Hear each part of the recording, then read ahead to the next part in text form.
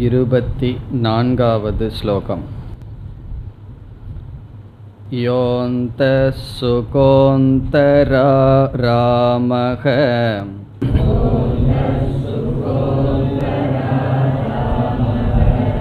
ததாந்தர்ஜோதிரேவ யः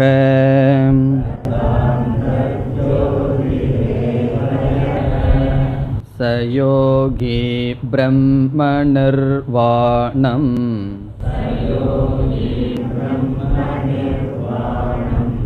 ब्रह्मबोधोऽधिगच्छति.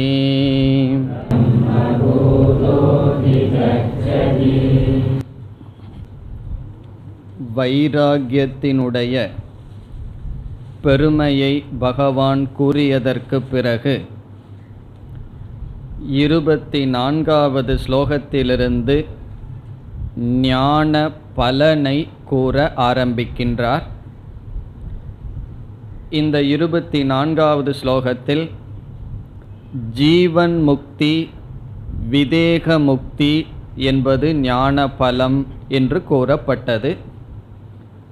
ஜீவன் முக்தனுடைய லட்சணம் அந்த சுகக என்று சொன்னார். அவனுடைய மகிழ்ச்சி தன்னிடத்தில் இருக்கின்றது. அந்தக ஆராமக என்பதும் அதே கருத்து. அந்தர்ஜோதிகி என்றார், வெளி விஷயங்களிலிருந்து அவன் திரும்பி இருக்கின்றான். சக யோகி, அப்படிப்பட்ட யோகியானவன் பிரம்மபூதக என்றால் பிரம்மஸ்வரூபமாக இருந்து கொண்டு, அதை நாம் பார்த்தோம், மனநிறைவுடன் பூர்ணமாக அவன் இருந்து கொண்டு பிரம்ம நிர்வாணம் அதிகச்சதி. இங்கு பிரம்ம நிர்வாணம் என்றால் பிரம்மத்தை அடைகின்றான். பிராரப்தம் முடியும் பொழுது அவன் பிரம்மத்தை அடைகின்றான் என்று வைராகியத்தினுடைய பெருமைக்கு பிறகு மோக்ஷம் என்ற பலனை அல்லது ஞானத்தினுடைய பலனை இதில் கூறினார். இனி நாம் 25வது ஸ்லோகத்திற்கு செல்லலாம்.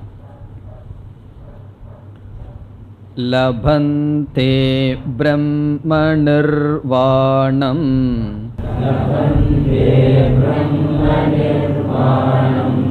ரிஷயக க்ஷீண கல்மஷாஹ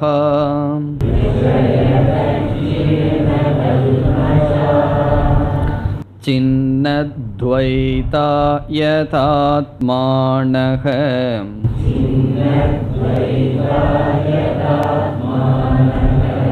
சர்வபூதஹிதே ரதாஹ.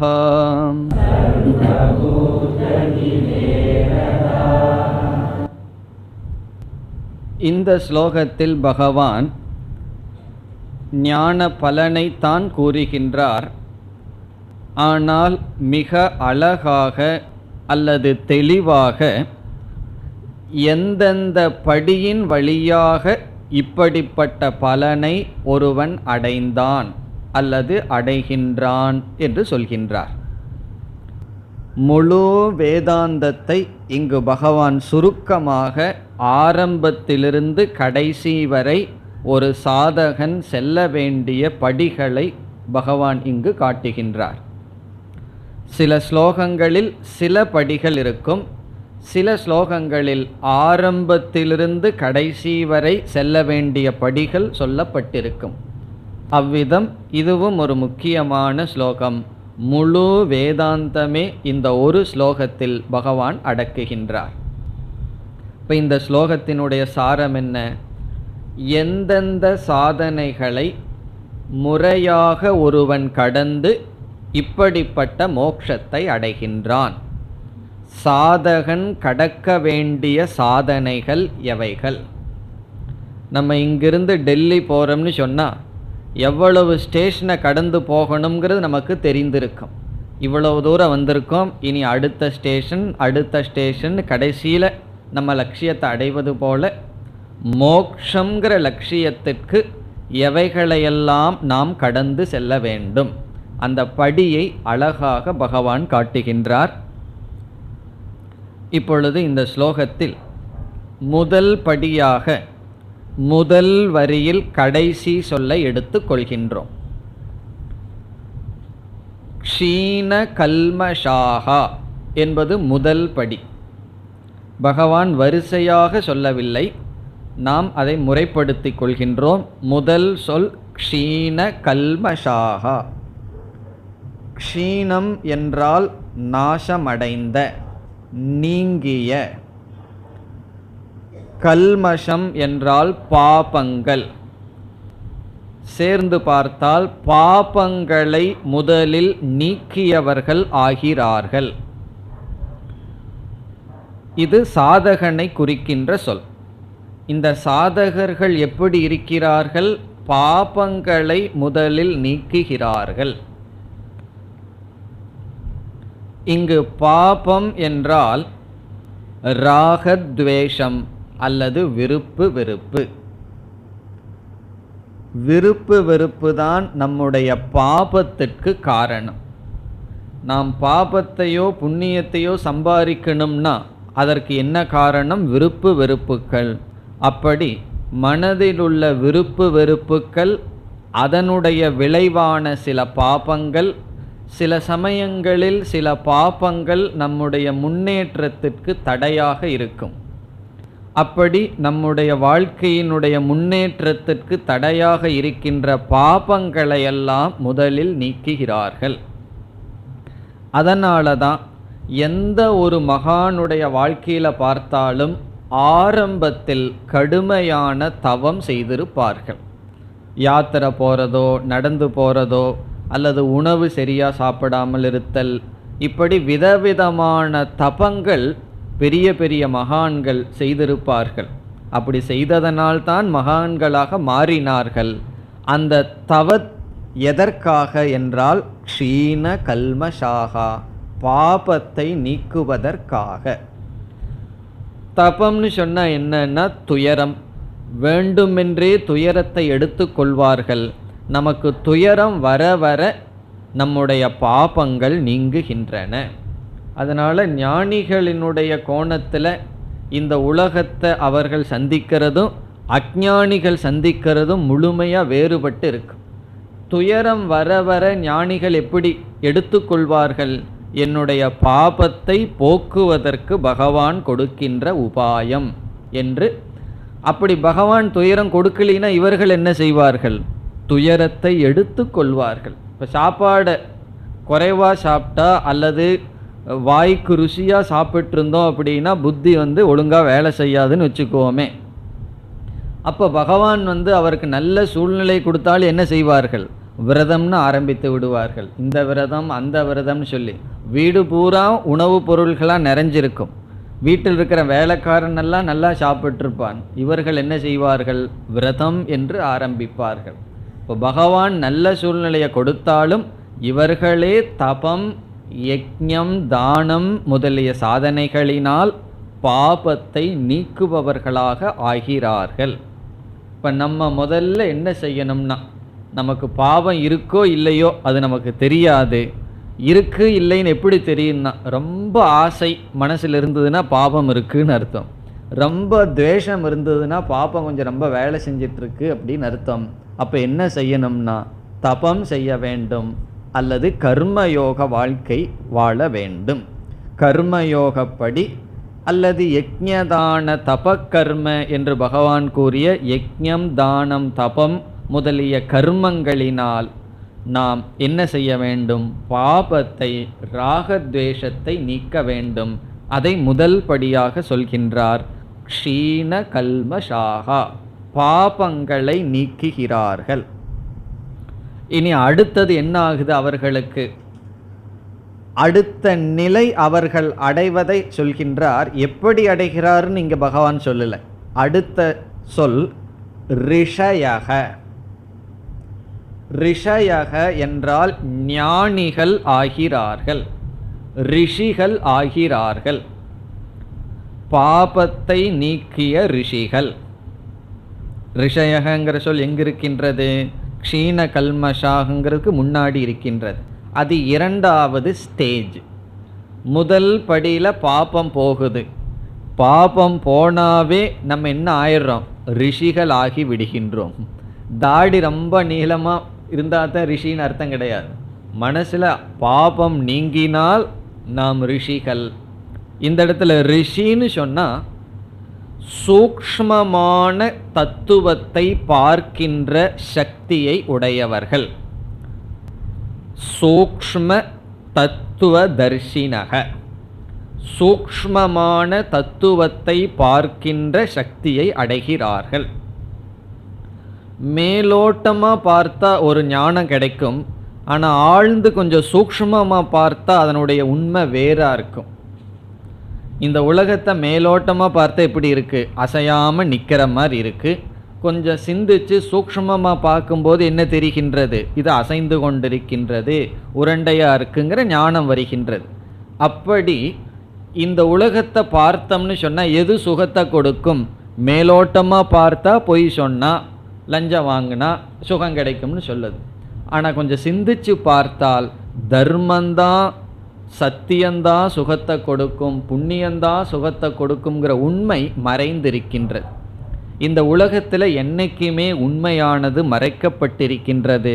அந்த மறைந்து இருக்கின்ற உண்மையை பார்க்கின்ற சக்தி தான் ரிஷிகள்.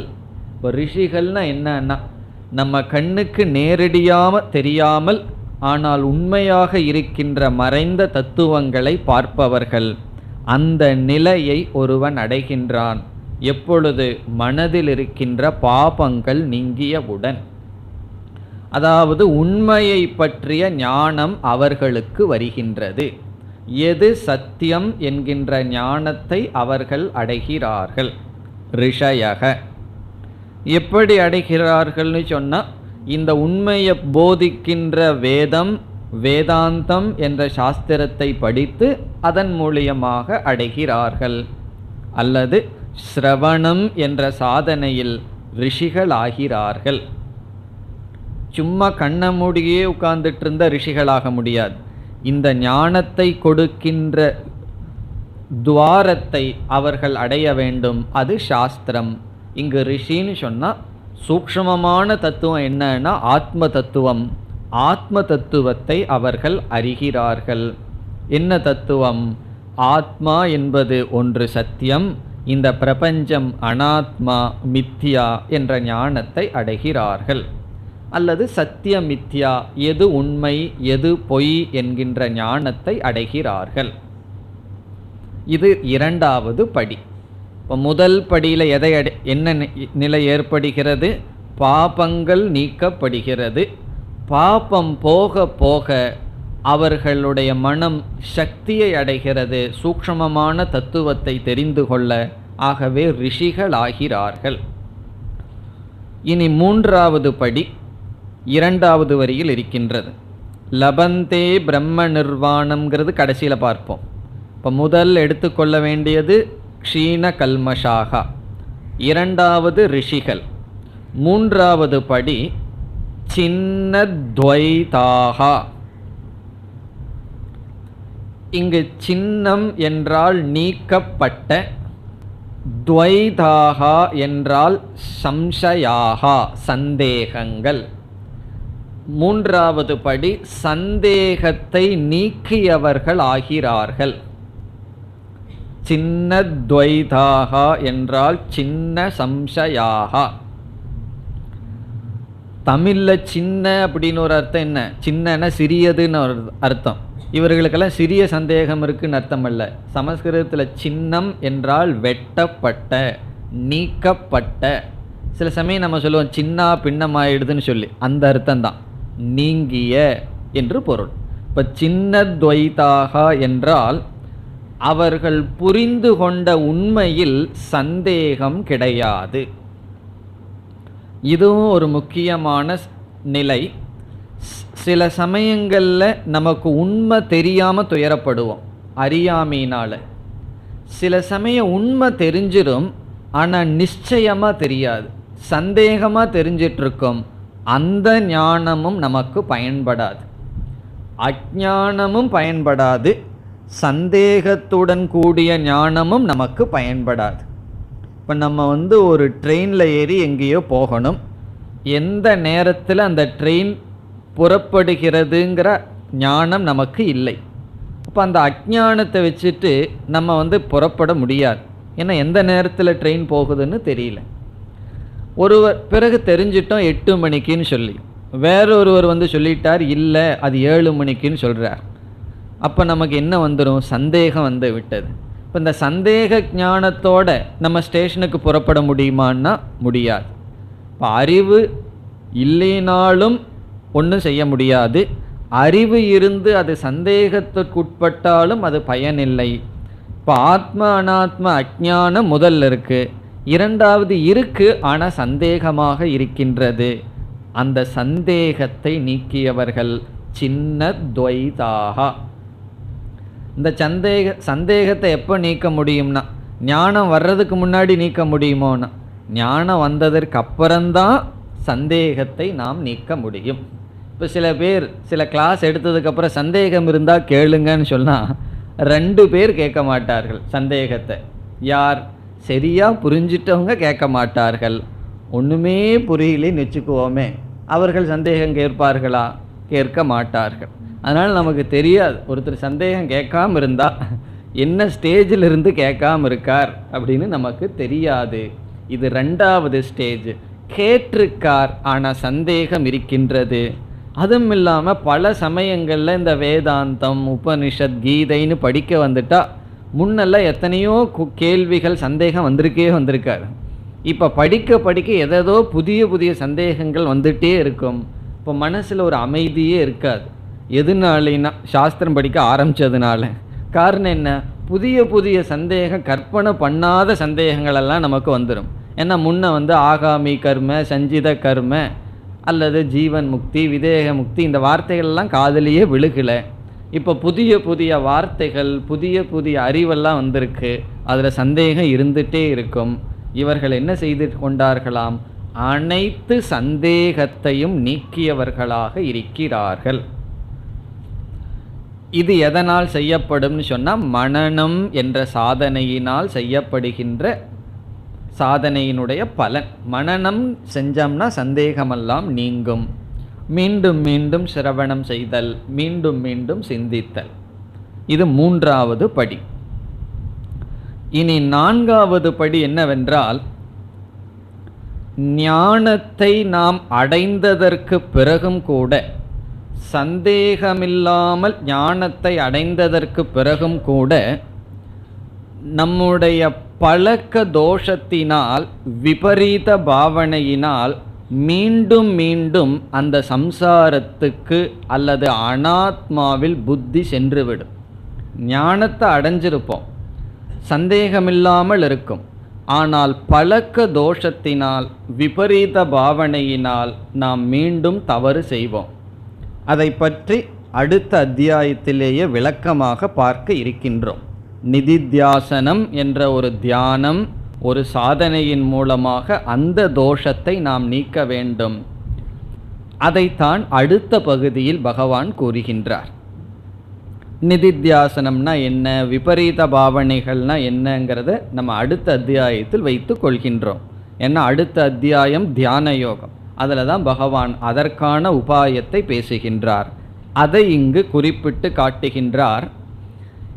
ஞானத்தை அடைந்து, ஆத்ம ஞானத்தை அடைந்து சந்தேகத்தை எல்லாம் நீக்கியதற்கு பிறகு அந்த ஞானத்தில் நிலை பெற வேண்டுமென்றால் என்ன சாதனை செய்ய வேண்டும், ஒருவன் எப்படி இருக்க வேண்டும் என்று குறிப்பிடுகின்றார் அடுத்த 2 சொற்களில். இப்போ அடுத்த 2 சொற்களில் என்ன சாதனை செய்து எப்படி ஆகிவிட்டான்? அடுத்த சொல் யதாத்மானக. யதாத்மானக என்றால், யதக என்றால் கட்டுப்படுத்திய, முறைப்படுத்திய, வசப்படுத்திய. யதக என்றால் வென்றுவிட்ட, முறைப்படுத்திய அல்லது கட்டுப்படுத்திய. ஆத்மா என்றால் உடல், மனம், இந்திரியங்கள். இந்திரியங்கள், உடல், மனம் இவைகளெல்லாம் இவனுடைய கட்டுக்குள் வந்திருக்கின்றது. யதாத்மானக. இப்போ இவனுடைய மனசு எதை நினைன்னு சொல்லுதோ அதைத்தான் நினைக்கும். இதை நினைக்காதேன்னா அது நினைக்காது. இவனுடைய புத்தி எதை சிந்திக்கணும்னு சொன்னதோ அதைத்தான் சிந்திக்கும். இதை சிந்திக்காதேன்னு சொன்னால் அதை சிந்திக்காது. கற்பனை பண்ணி பார்த்தா எவ்வளோ நல்லா இருக்கும். அப்படி ஒரு மனசு புத்தி நமக்கு இருந்துடுதுன்னா அதை அடைந்தவர்கள். பெரிய விஷயந்தான், அவ்வளோ சுலபமாக அடைய முடியாது, ஆனால் அடைந்தவர்கள். என்ன சாதனையினால் அதை அடைந்தவர்கள் இங்கே பகவான் சொல்லலை. என்ன சாதனையினால் ரிஷிகள் ஆனார்கள்னு சொல்லலை, அதை நம்ம பார்த்தோம். சிரவணத்தினால ரிஷிகள் ஆனார்கள். பிறகு என்ன சாதனையினால பாபத்தை நீக்கினார்கள், அதையும் இங்கு பகவான் சொல்லவில்லை, பல இடங்களில் சொல்லி இருக்கின்றார். அது யக்ஞதான தப கர்ம அல்லது கர்மயோகம். அதனால் பாபத்தை நீக்கி சிரவணத்தினால ஞானிகளாகி மனனத்தினால சந்தேகத்தை நீக்கி தியானம் அல்லது நாம் அடுத்து பார்க்க போகின்ற நிதித்தியாசனம் என்ற சாதனையினால் முழுமையான கட்டுப்பாட்டை அடைந்தார்கள். அவர்களுடைய உடல், இந்திரியங்கள், மனம், புத்தி அனைத்தும் அவர்களுடைய வசத்தில் இருக்கின்றது. பிறகு இனி ஒரு தர்மத்தை பகவான் கூறுகின்றார். ஞான நிஷ்டைக்கு வந்தவர்களுக்கு முக்கியமான தர்மம் அல்லது ஞான நிஷ்டை அடைய வேண்டுமென்றால் நாம் முக்கியமாக பயன்படுத்த வேண்டிய, பின்பற்ற வேண்டிய தர்மம் அஹிம்சா என்கின்ற தர்மம். அது பரமம், மேலான தர்மம். விதவிதமான சாதனைகளை விதவிதமான ஸ்டேஜில் செய்யலாம். ஆனால் கடைசியில் நமக்கு ஞான நிஷ்டை வரணும்னு சொன்னால் எந்த ஜீவராசிகளுக்கும் நம்முடைய உடலினாலோ சொல்லினாலோ, குறிப்பாக சொல்லினாலோ அல்லது மனதினால் கூட கஷ்டத்தை கொடுக்கக்கூடாது, அவர்களுக்கு இடைஞ்சலை கொடுக்கக்கூடாது. எல்லோருடைய மன நிறைவுக்காக, மகிழ்ச்சிக்காக நாம் வாழ வேண்டும், அல்லது அவர்களுக்கு ஹிம்சை செய்யக்கூடாது. அதை கூறுகின்றார் அடுத்த பகுதியில். சர்வ பூத ஹிதே ரதாகா. ரதாகா என்றால் மகிழ்ந்திருக்கிறார்கள். சர்வபூதம் என்றால் எல்லா ஜீவராசிகளினுடைய. ஹிதே என்றால் மகிழ்ச்சியில், ஹிதத்தில், நன்மையில், சுகத்தில். எல்லா ஜீவராசிகளினுடைய சுகத்தில் இவர்கள் மகிழ்ந்திருக்கிறார்கள். இந்த இடத்துல சங்கரர் சுருக்கமாக சொல்றார், அஹிம்சகாஹா, அஹிம்சையை பின்பற்றுகிறார்கள். இது இப்படி ஆகிவிட்டார்கள்னு சொல்றார். இவர்களால மற்றவர்களை ஹிம்சப்படுத்த முடியாது, மற்றவர்களுக்கு இவர்கள் கஷ்டத்தை கொடுக்க முடியாது, மற்றவர்களை புண்படுத்துகின்ற சொற்களை இவர்களால் சொல்ல முடியாது என்று சொல்கிறார். இப்போ எப்படி இருக்குன்னா, வாயை திறந்தா 10 பேர் யாரெல்லாம் கேட்குறாங்களோ அத்தனை பேரும் ஹர்ட் ஆகிட்டு போகிற மாதிரி தான் நம்ம பேசுகிறோம். அதுக்கப்புறம் என்ன ஆகுதுன்னா நம்மளும் ஹர்ட் ஆகிறோம். இப்படி பேசிட்டனேன்னு சொல்லி நம்மளும் துக்கப்படுறோம், அவர்களும் துக்கப்படுகிறார்கள். சில சமயங்களில் தெரிஞ்சே அதை செய்வோம். அவன் இந்த வார்த்தையை சொன்னால் என் மனசு புண்பட்டது, அதனால் நானும் இந்த வார்த்தையை சொல்லி அந்த மனசை புண்படுத்துவேன். கொஞ்சம் சிந்திச்சு என்ன செய்யணும், அவன்தான் தெரியாமல் அந்த வார்த்தையை சொல்லி இந்த உலகத்தில் வாழ்கிற ஒரு ஜீவராசியான என்னுடைய மனசை துன்படுத்திட்டான், நானும் ஏன் இனியொரு ஜீவராசியினுடைய மனசை துக்கப்படுத்தணும்? அப்படி சிந்திக்க அவனுக்கு தெரிவதில்லை. நீயா நானா என்று ஒரு ஒரு ரிவாஞ்சுன்னு சொல்வோம் அல்லவா, ஒரு பழி செய்கின்ற மனப்பான்மை இருக்கும். அதெல்லாம் இவனுக்கு இல்லைன்னு பகவான் சொல்கிறார். இப்போ இனியொருத்தன் நமக்கு கஷ்டத்தை கொடுத்தா எல்லாம் திருப்பி நம்மிடமே கேட்பார்கள். இப்போ சில பேர் எனக்கு அவன் இந்த மாதிரி கஷ்டத்தை கொடுக்குறான்னு நம்மிடம் கூறுவார்கள். எதுக்குன்னா அட்வைஸ் கேட்குறதுக்கு சில பேர் சொல்லுவார்கள். நம்ம திருப்பி பரவாயில்ல அவன்தான் பேசிட்டு போனால் விட்டுருன்னா நம்மிடமே அவங்களுக்கு கோபம் வந்துடும். அவன்தான் இப்படி சொல்கிறான்னு நீங்கள் மீண்டும் இப்படி சொல்கிறீர்களேன்னு. இப்போ நம்ம மீதே அவர்களுக்கு கோபம் வந்துடும். ஏன்னா சில பேர் நம்மக்கிட்ட மற்றவர்கள் நம்ம கஷ்டப்படுறாங்கன்னு சொல்கிறது எதற்குன்னு சொன்னால், அவங்களுக்கு ஏற்கனவே திருப்பி கஷ்டப்படுத்தணும்னு ஆசை இருக்குது, ஆனால் கொஞ்சம் கஷ்டமாக இருக்குது. இவர்கிட்ட கன்ஃபர்மேஷன் வாங்கிட்டால் சௌரியமாக இருக்குமே.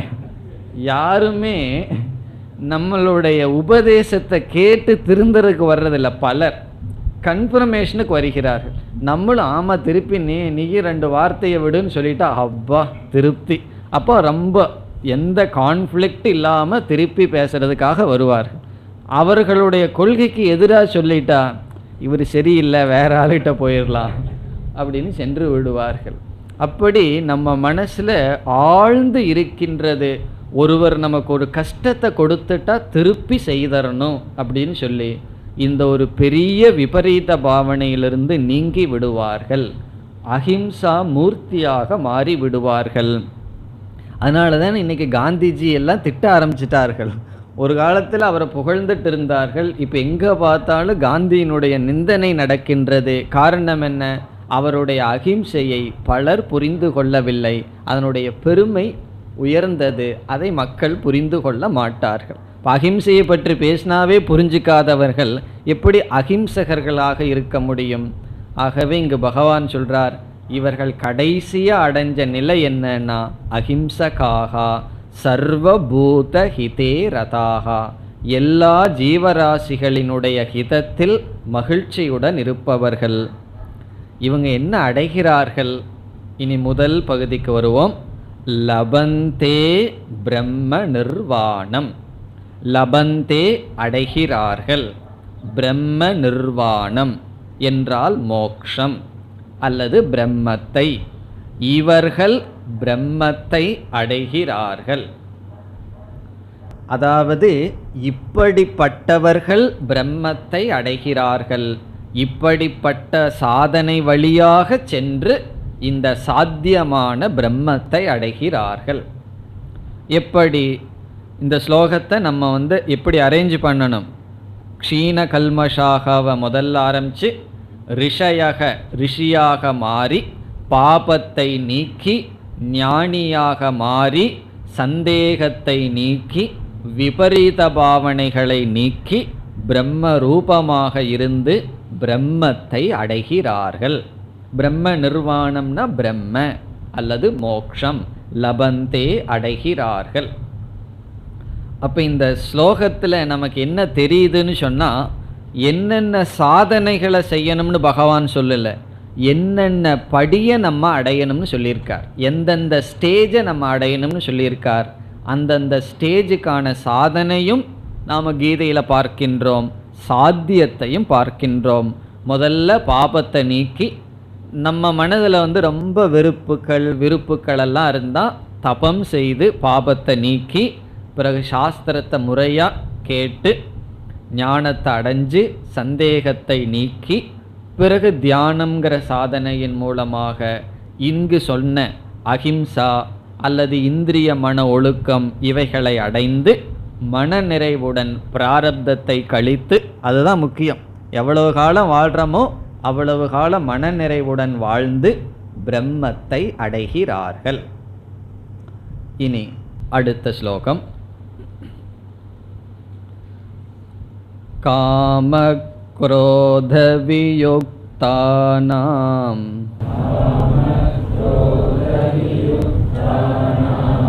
யதீனாம் யதசேதசாம்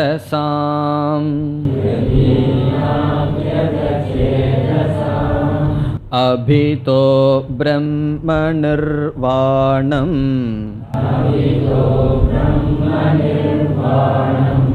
வர்த்ததே விதிதாத்மனாம்.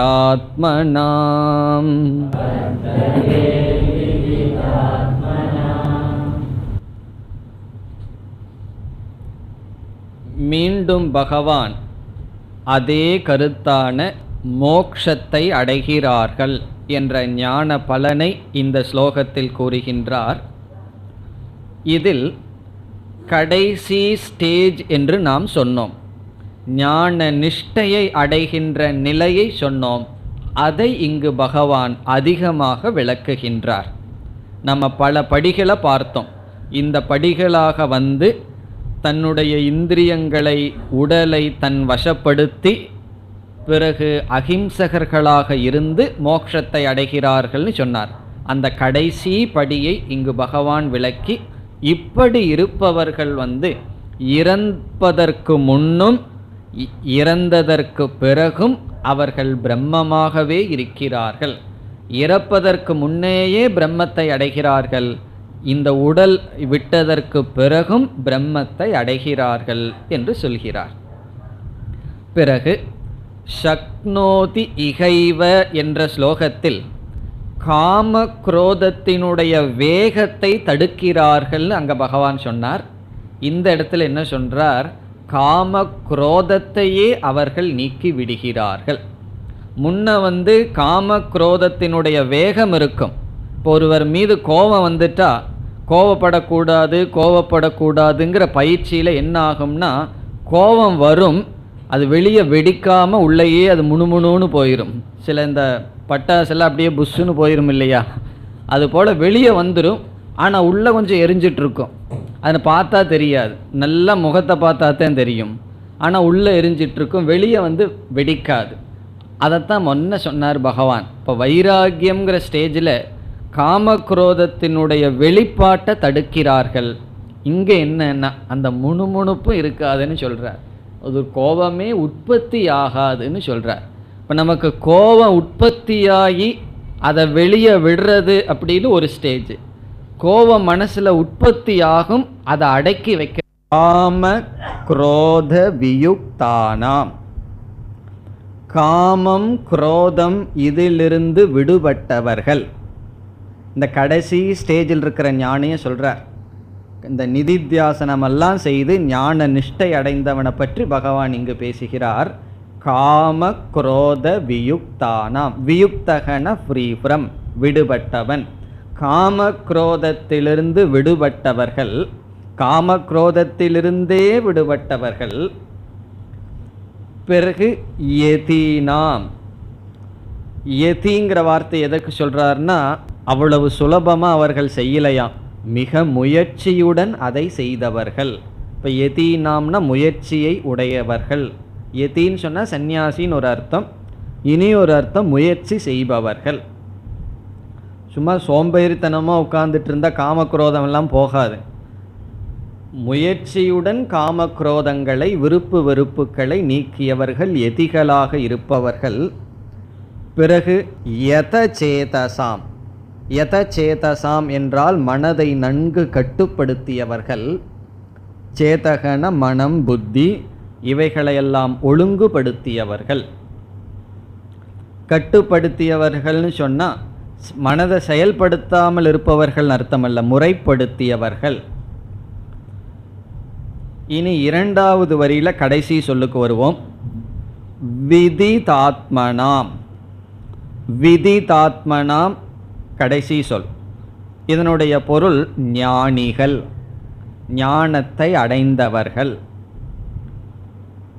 இப்போ விதிதாத்மனாம், அங்கே ரிஷயகன்னு சொன்னாரே அந்த கருத்து தான்.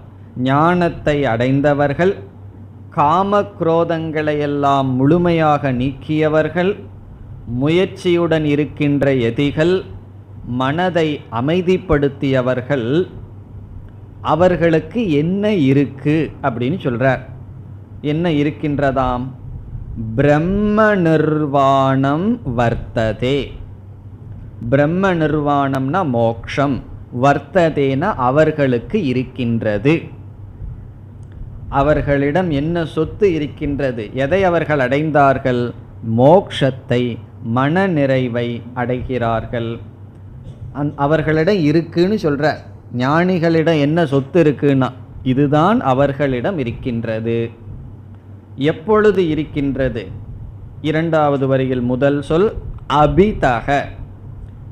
அபிதக என்றால் இறப்பதற்கு முன்னும் இறந்ததற்கு பின்னும் அவர்களிடம் மோக்ஷம் இருக்கின்றது. அபிதகனா போத் சைடுன்னு அர்த்தம், இரண்டு பக்கமும். இங்கே என்ன இரண்டு பக்கம்? இறப்பதற்கு முன் ஒரு பக்கம், இறந்ததற்கு பின் இரண்டாவது நிலை. இரண்டு நிலையிலும் அவர்களுக்கு மோக்ஷம் இருக்கின்றது. இப்போ இந்த கடைசி 3 ஸ்லோகங்கள் என்ன பண்ணியிருக்கார்? கடைசி 3னா இதுவரைக்கும் இப்போ நம்ம பார்த்த 3 ஸ்லோகங்களில் இந்த ஞானத்தினுடைய பலனை சொல்லி 5வது அத்தியாயத்தில் எதை பகவான் முடிக்க வேண்டுமோ அதை முடித்து விட்டார். இந்த 26வது ஸ்லோகத்துடன் 5வது அத்தியாயத்தினுடைய கருத்து முடிவடைகின்றது. இனி இந்த அத்தியாயத்தில் கடைசி 3 ஸ்லோகங்கள், அடுத்த 27, 28, 29, இந்த 3 ஸ்லோகங்கள் 6வது அத்தியாயத்திற்கு முகவுரை. அடுத்த தியான யோகத்திற்கு பகவான் இங்கு முகவுரையாக சில கருத்துக்களை சொல்கின்றார். சென்ற ஸ்லோகத்துடன் 26வது ஸ்லோகத்துடன் 5வது அத்தியாயம் முடிவடைகிறது. அதில் பகவான் என்ன சொல்லணும்னு நினைக்கிறாரோ அதை சொல்லி முடிச்சிட்டார். இனி அர்ஜுனன் ஒரு கேள்வியும் கேட்கல. இப்படி சொன்னோன்னு அர்ஜுனன் பேசாமல் பார்த்துட்ருக்கான்.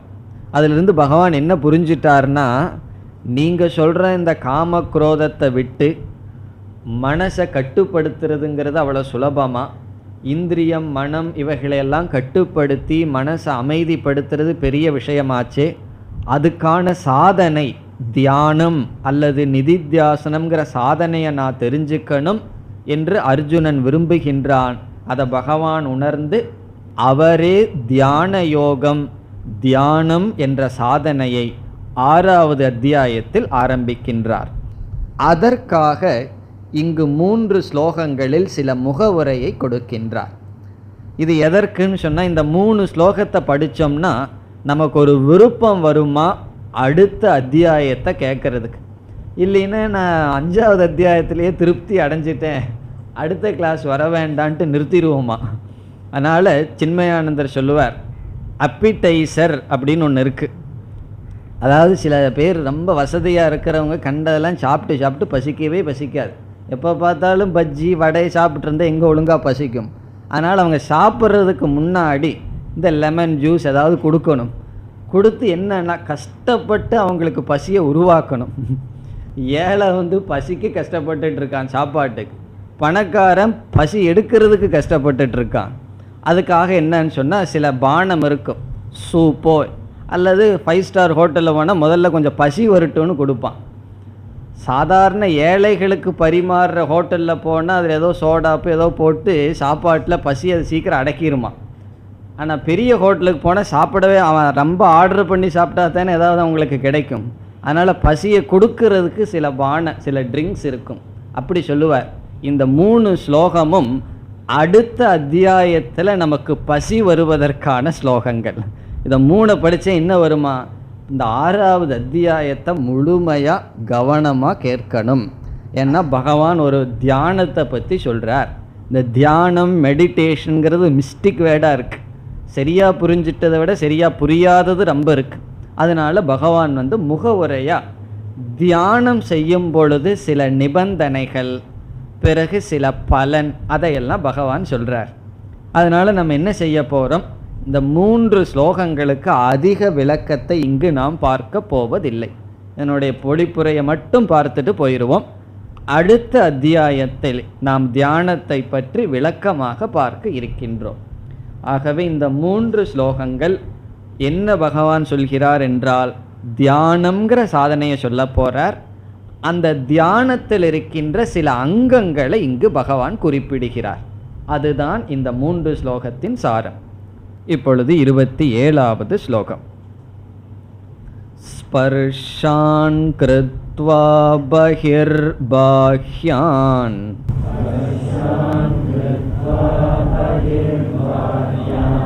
சக்ஷுश्चैवान्तरे भ्रुवोः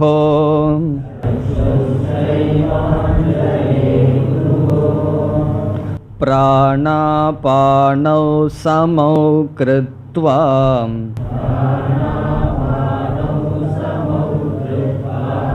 नासाभ्यन्तरचारिणौ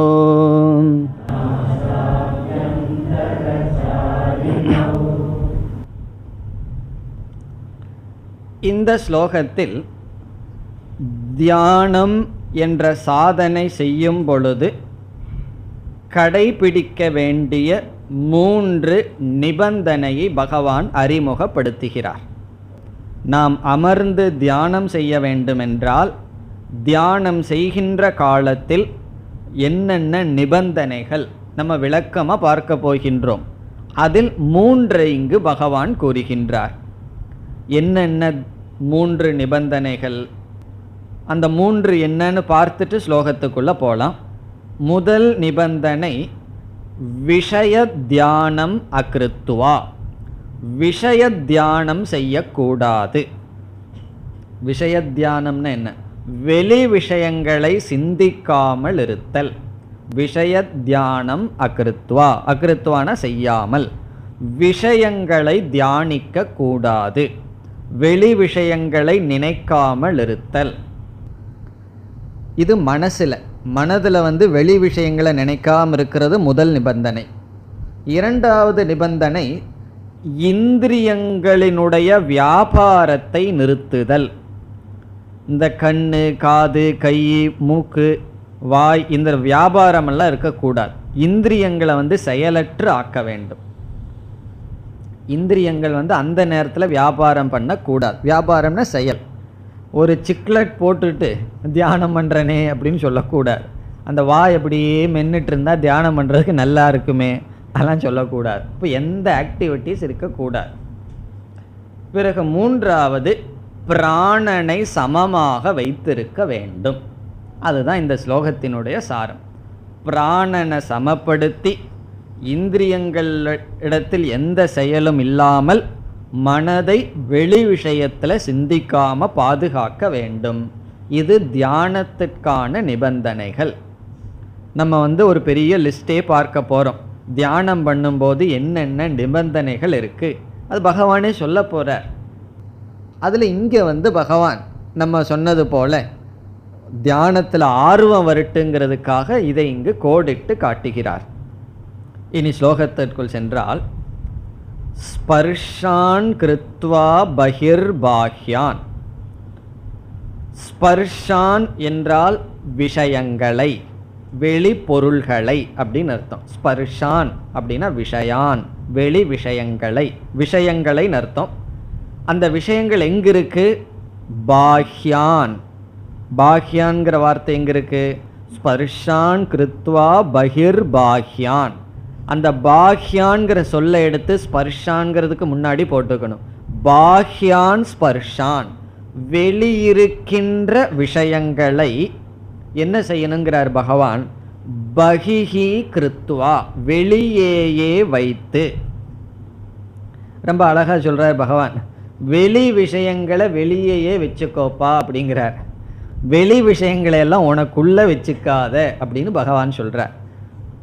பாஹ்யான் விஷய ஸ்பர்ஷான், வெளியிருக்கின்ற விஷயங்களை பகிஹி வெளியே கிருத்துவான வைத்து. இந்த இடத்துல கிருத்துவான வைத்து, வெளி விஷயங்களை வெளியே வைத்துக்கொள். இப்போ ஆஃபீஸ் விஷயத்தை போய் வீட்டில் பேசினா என்ன சொல்லுவார்கள்? உங்கள் ஆஃபீஸ் விஷயத்தை ஆஃபீஸில் வச்சுக்கோங்க, வீட்டில் வச்சுக்காதுன்னு சொல்லுவார்கள் அல்ல. அதே போல் நீங்கள் ஆஃபீஸில் போய் வீட்டு விஷயத்தை பேசினா என்ன சொல்லுவார்கள்? வீட்டு விஷயத்தை வீட்டில் வச்சுக்கோ, இங்கே வச்சுக்காதுன்னு சொல்லுவார்கள். அப்படி இப்போ ஆஃபீஸ் விஷயத்தை வீட்டில் பேசினோம்னா பேசுகிறதே வீட்டில் இருக்கிறவங்களுக்கு பிடிக்காது. இவர் அந்த சம்ஸ்காரத்தில் அதையவே இங்கேயும் பேசிகிட்டு இருந்தால் கொஞ்சம் வீட்டில் இருக்கிற ஆளாக இருக்கணும் இல்லையா? ஆஃபீஸராகவே இருக்கக்கூடாது அல்லவா? அதுபோல் அந்தந்த விஷயத்தை அங்கங்கே வைக்கணும்னு அர்த்தம். வெளி விஷயத்தை வெளியே வைன்னு என்ன அர்த்தம்னா, கண்ணை மூடிட்டு வெளி விஷயங்களை எல்லாம் நினைத்து கொண்டு இருக்க வேண்டாம் என்பது பொருள். அதுதான் விஷய தியானம் அகிருத்துவான்னு சொன்னோம். விஷயங்களை தியானிக்காமல் இருந்து. பிறகு இந்திரியங்களெல்லாம் செயலற்று இருக்கணுங்கிறதுக்கு பகவான் ஒரு உதாரணம் சொல்றார். சக்ஷுஹூச்ச, நம்முடைய கண் எப்படி இருக்கணும்னு சொன்னா, புருவோஹோ அந்தரே, 2 புருவத்தினுடைய மத்தியில் இருப்பது போல் வைக்க வேண்டும். கிருத்துவாங்கிற வார்த்தையை சேர்த்திக்கணும். இந்த கண்ணை என்ன பண்ணுறது தியானம் பண்ணும் போதுன்னு சொன்னால், அதை மூடியும் இருக்கக்கூடாது. முழுமையாக மூடுனா தூக்கம் வந்துடும். அதிகமாக முழிச்சிட்டு இருந்தோம்னா பள்ளி போகிறதையெல்லாம் பார்க்க ஆரம்பிச்சிருவோம். ஏன்னா அந்த நேரம் தானே ஃப்ரீயாக இருக்குது. அப்போ என்ன செய்யணும்னு சொன்னால், அது மூடியது போலும் விழிச்சது போலும் இருக்கணும். சில பேர் இந்த தியானம் என்ற விவேகானந்தர் ஃபோட்டோவிலெல்லாம் பார்க்கலாம். தியானம் எப்படி போட்டிருப்பார்கள், கண்ணை திறந்திருக்கிற மாதிரியும் இருக்கும், மூடி இருக்கிறது போல் இருக்கும். அதற்கு உதாரணமாக என்ன சொல்கிறார், 2 புருவத்தினுடைய மத்தியில் ஃபோக்கஸ் பண்ணினது போல வச்சிருக்கணும். இது எதை குறிக்குதுன்னு சொன்னால், எந்த இந்திரியங்களும் தியான காலத்தில் செயல்படக்கூடாது. இப்போ சக்ஷுன கண்ணை எப்படி வைக்கணுமா, புருவோகோ 2 புருவங்களினுடைய அந்தரேன இடையில், 2 புருவங்களினுடைய இடையில் வைப்பது போல் வைத்து, பிறகு பிராணனை சமப்படுத்தணுங்கிறார்.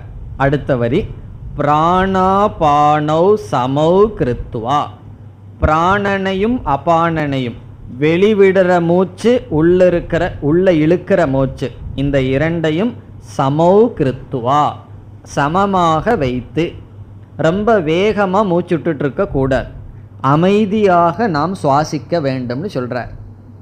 எப்பொழுது, தியான காலத்தில். தியானத்தில் அமர்ந்த உடனே நம்முடைய மூச்சானது அமைதியாக இருக்க வேண்டும். பிறகு பகவான் அந்த மூச்சு எங்கே ஓடிட்டுருக்குன்னு சொல்கிறார். நாசாபியந்தர சாரிணவ், சாரிணவ்னா செயல்பட்டுருக்கு, எங்கினா நாசாபியந்தரகன 2 மூக்கு துவாரத்தின் வழியாக செயல்பட்டு கொண்டிருக்கின்ற எதை, பிராணாபானவ். இப்போ பிராணனை அமைதிப்படுத்துன்னு சொல்லி, இந்த பிராணன் எங்கு ஓடிக்கொண்டிருக்கின்றதாம், 2 மூக்கு துவாரத்தின் வழியாக ஓடிக்கொண்டிருக்கின்ற பிராணனை சமப்படுத்த வேண்டும். இப்போ நாசாபியந்தர சாரிணவ், நாசாபியந்தரே சாரிணம், 2 நாசி துவாரம் வழியாக ஓடிக்கொண்டிருக்கின்ற பிராணனை சமப்படுத்த வேண்டும். இதெல்லாம் பகவான் தியானத்திற்கான நியமத்தை சொல்றார். இந்த கருத்து, இதனுடைய விளக்கத்தை நாம் மீண்டும் பார்க்க இருக்கின்றோம். 6வது அத்தியாயத்துக்குள்ள போய் மீண்டும் இந்த ஸ்லோகத்தை நாம் எடுத்துக்கொண்டு விளக்கம் பார்க்கலாம்.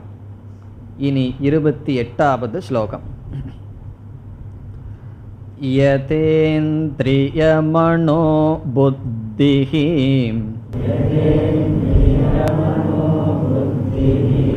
முனிர்மோக்ஷபராயணஹ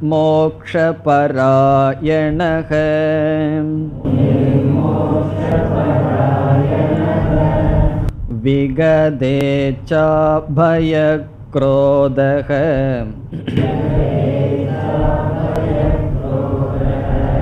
யஸ்ஸதா முக்த ஏவ சஹ.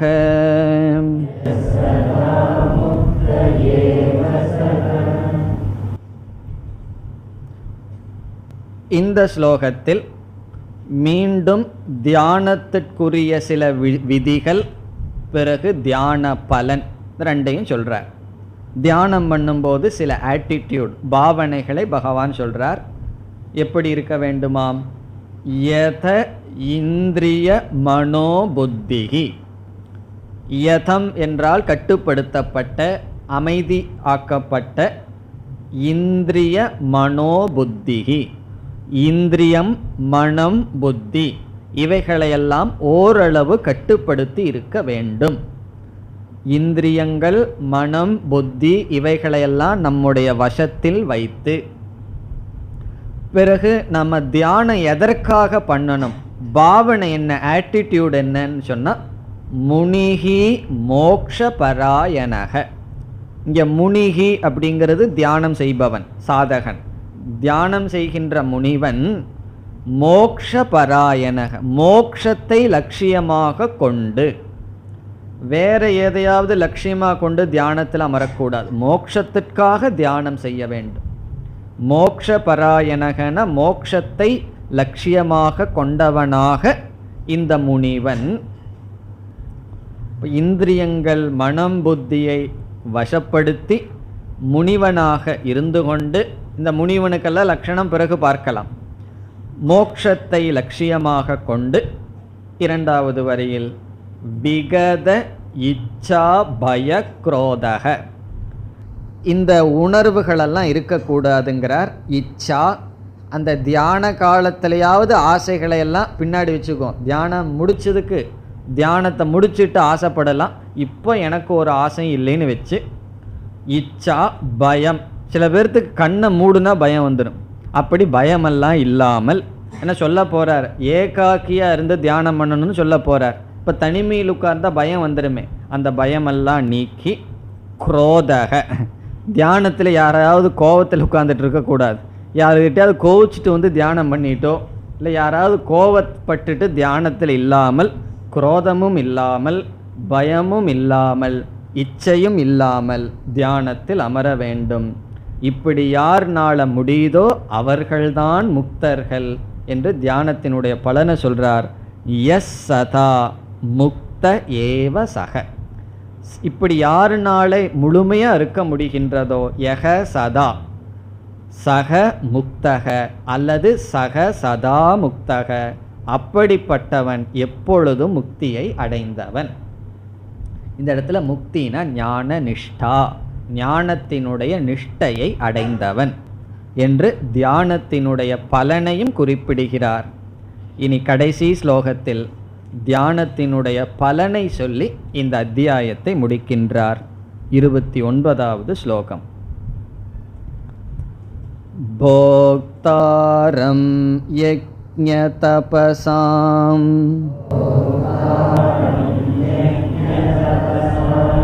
சர்வலோக மகேஸ்வரம்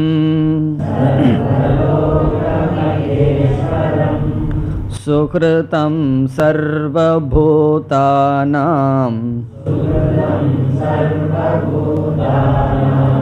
ஞாத்வா மாம் சாந்திமிருச்சதி.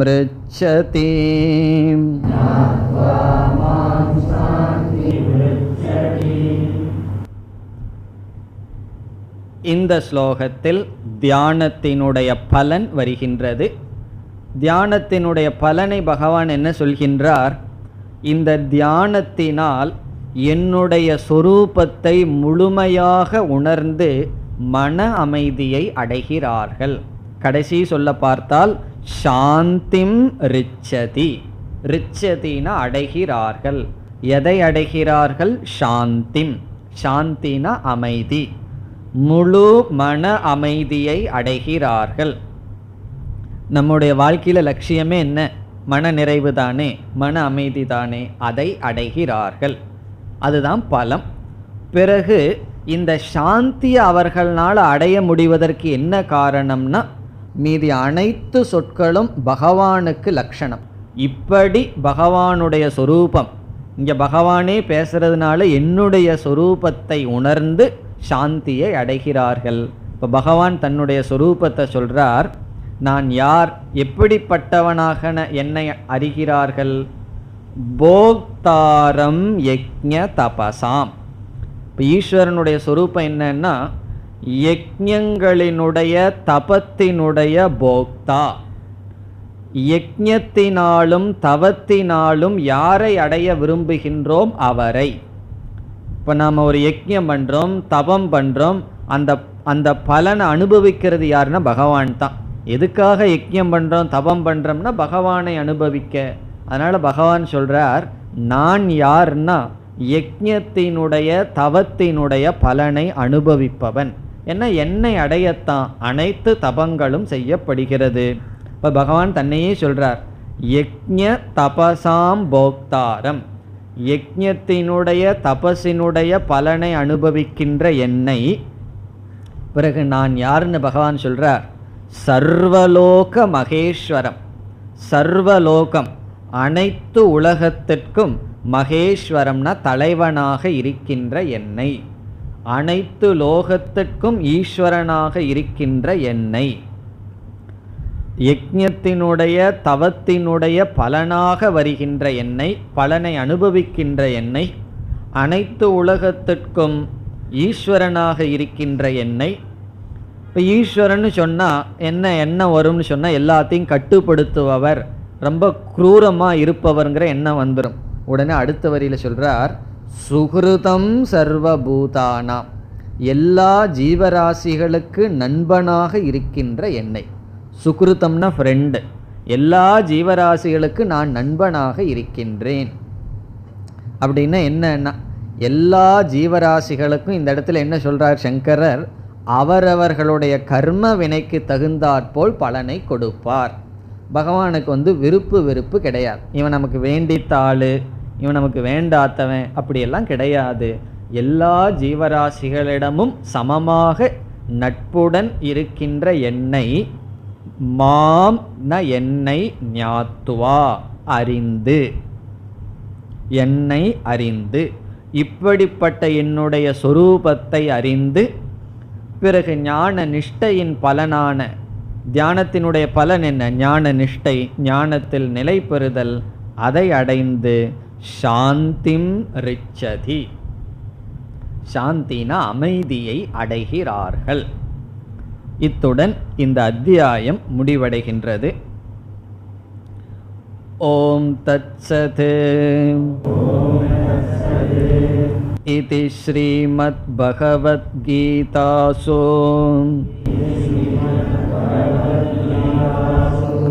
உபனிஷத்சு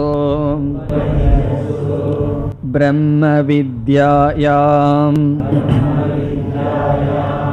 யோகசாஸ்திரே ஸ்ரீகிருஷ்ணார்ஜுன சம்வாதே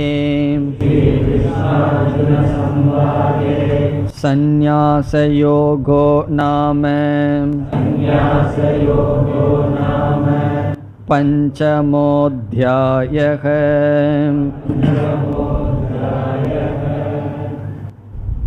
ஓம் பூர்ணமத பூர்ணமிதம் பூர்ணாத் பூர்ணமுதச்யதே பூர்ணஸ்ய பூர்ணமாதாய பூர்ணமேவாவசிஷ்யதே. ஓம் சாந்தி சாந்தி சாந்தி.